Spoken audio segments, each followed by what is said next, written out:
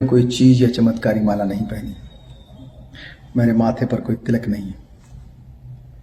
मैंने हाथों की रेखाओं या माथे की रेखाओं में भविष्य नहीं तलाशा। मैंने कभी वास्तुकला का ध्यान नहीं रखा। मेरी सफलता के पीछे पूर्व जन्मों का कोई फल नहीं है। मैंने किसी की आरती नहीं उतारी। मैंने माथे पर कोई काला टीका नहीं लगाया। किसी नदी में नहाने से भी मुझे सफलता नहीं मिली। मेरे घर के सामने कोई ढोलक नहीं टंगी है। मैंने किसी धर्म के ठेकेदार को रिश्वत नहीं दी। मैंने कोई मन्नत नहीं मांगी, बलि नहीं चढ़ाई। मैंने कोई मंत्र नहीं पढ़वाया। मैंने कोई हवन नहीं किया। मैंने कोई मुहूर्त भी नहीं निकलवाया। मैंने किसी शक्ति के सामने चढ़ावा नहीं चढ़ाया। किसी के पैरों में गिरकर सफलता प्राप्त नहीं की। मैंने किसी ग्रह के बदलने का इंतजार नहीं किया। मैंने किसी उपहार की बोली नहीं लगाई। मैंने अपने शरीर, मस्तिष्क और व्यवहार पर नियंत्रण रखा। मैंने जीवन में बचपन से ही कड़ी मेहनत की, पढ़ाई की, खूब रुचि और गंभीरता से पढ़ने वाला विद्यार्थी रहा। जब फेल हो गया और अधिक परिश्रम से पढ़ाई की और ध्यान से पढ़ाई की, नई रणनीति तय की, अपना समय प्रबंधन किया, गुरुओं से मार्गदर्शन लिया, माता पिता से प्रेरणा व आशीर्वाद लिया, मित्रों से सहयोग लिया, उधार लिया, सफल लोगों से जलन नहीं की, अपने से अधिक सफल लोगों से मार्गदर्शन लिया, उनकी खासियत देखी, उनकी कमियों को महत्व नहीं दिया।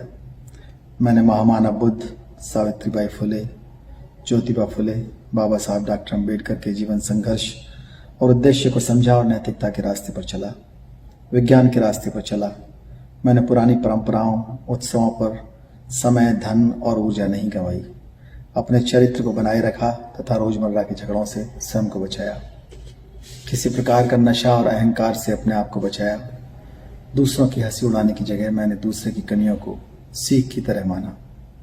मैंने बाबा साहब के बनाए हुए संविधान द्वारा प्रदत्त जो अधिकार है प्रतिनिधित्व का, उसे लिया।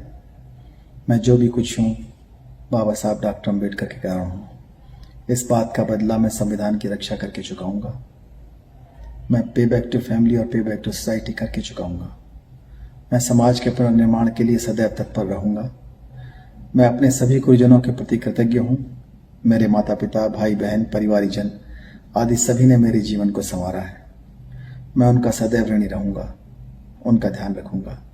साथ ही मैं अपने परिचितों, मित्रों, छोटे बच्चों, विद्यार्थियों से यह अपील करता हूँ कि वह किसी अंधविश्वास के भ्रम में न पड़कर मेहनत। मेडिकल साइंस और इश्क, दिल के बारे में दोनों की राय बड़ी अलग है। साइंस कहता है दिल में हड्डी नहीं होती, इश्क कहता है अगर ऐसा होता है तो दिल टूटता कैसे है। साइंस कहता है दिल का साइज लगभग 12 सेंटीमीटर होता है। इश्क कहता है सिर्फ 12 सेंटीमीटर में दुनिया भर का दर्द कैसे फिट हो जाता है।